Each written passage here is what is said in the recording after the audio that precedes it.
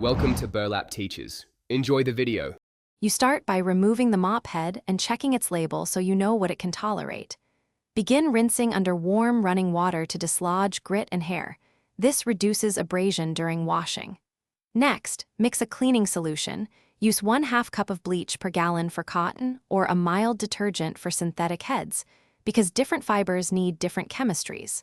Once done, submerge the head fully and agitate gently to let the solution penetrate deep into the fibers.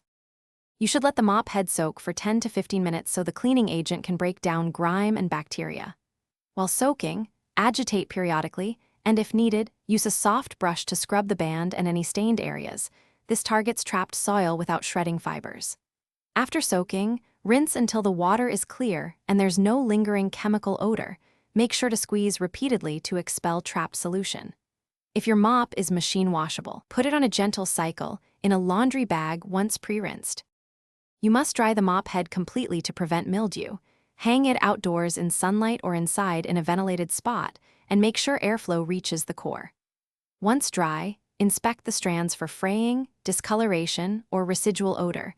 Replace the head if fibers break or mold appears. Reattach the clean head only when fully dry. If you still detect a stubborn smell, re-soak in a 1 to 4 vinegar solution for 10 minutes, rinse, then sun-dry. This neutralizes odors without harsh chemicals. Thanks for watching. Consider subscribing if this video helped you.